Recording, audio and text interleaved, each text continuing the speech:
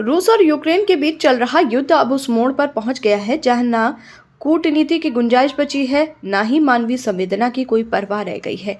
2022 में शुरू हुई इस लड़ाई को 3 साल से ऊपर हो चुके हैं, लेकिन इसकी आग लगातार भड़कती जा रही है। हाल ही में रूस ने यूक्रेन पर जो हमला किया है, वो अब तक का सबसे बड़ा और विनाशकारी हवाई हमला माना जा रहा है। मिसाइलों और ड्रोन की बारिश ने यूक्रेन के कई हिस्सों को खंडहर में तब्दील कर दिया है। रूस ने इस हमले में कुल 367 ड्रोन और मिसाइलों का इस्तेमाल किया। 298 ड्रोन और 69 मिसाइलें जो यूक्रेनी सरजमी पर मौत और दहशत बनकर बरसी। यूक्रेन की वायुसेना ने दावा किया है कि उसने 45 मिसाइलें और 266 ड्रोन को हवा में ही नष्ट कर दिया, लेकिन इसके बावजूद तबाही को पूरी तरह टालना मुमकिन नहीं हो सका। राजधानी कीव समेत कई शहरों में इमारतें ढह गईं, बिजली सप्लाई बाधित हो गई और अस्पतालों में घायल नागरिकों की कतारें लग गई। अब तक 12 लोगों के मारे जाने की पुष्टि हो चुकी है, जबकि दर्जनों जख्मी हैं। पूरे देश में डर का माहौल है। सायरन की आवाज अब सामान्य सी हो चुकी है और हर यूक्रेनी नागरिक के भीतर एक अदृश्य युद्ध चल रहा है, जीने और टूटने के बीच। इस पूरे घटनाक्रम ने सिर्फ यूक्रेन ही नहीं बल्कि अंतर्राष्ट्रीय राजनीति को भी झकझोर दिया है।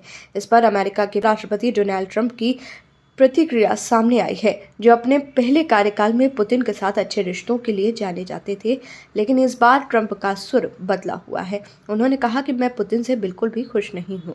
लोग मारे जा रहे हैं, वो क्रेजी आदमी है, ये ठीक नहीं है। ट्रंप ने जिस तरह से पुतिन को ललकारा, वो उनके पुराने रूप के ठीक उलट था। लेकिन कहानी यही नहीं खत्म होती। ट्रंप ने यूक्रेन के राष्ट्रपति वोलोदिमीर जेलेंस्की को भी निशाने पर लिया है। उन्होंने सोशल मीडिया पर पोस्ट करते हुए लिखा कि जेलेंस्की की बातचीत का तरीका देश का भला नहीं कर सकता। उनके अनुसार जेलेंस्की जो कहता है उससे दिक्कतें और बढ़ती हैं, ये बंद होना चाहिए। ये बयान से साफ है कि ट्रंप अब इस युद्ध को सिर्फ एक तरफा नहीं देख रहे, बल्कि दोनों ही पक्षों को कटघरे में खड़ा कर रहे हैं। ट्रंप की ये टिप्पणी अमेरिकी राजनीति के भीतर रूस यूक्रेन युद्ध को लेकर व्याप्त भ्रम और विरोधाभासों की झलक देती है।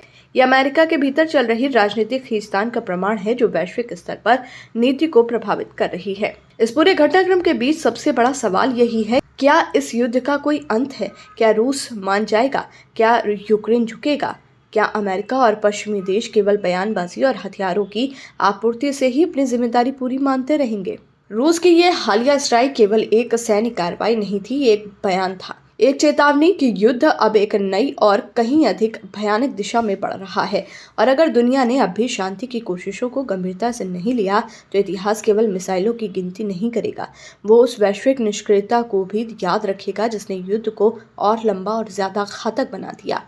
यूक्रेन का मलबा अब सिर्फ ईंट और पत्थरों का नहीं, वो उम्मीदों, खरों, बचपन और भविष्य का मलबा है। और हर गिरती ईंट के साथ पूरी दुनिया पर ये सवाल और भारी होता जा रहा है कि शांति की कीमत आखिर कब और कौन चुकाएगा।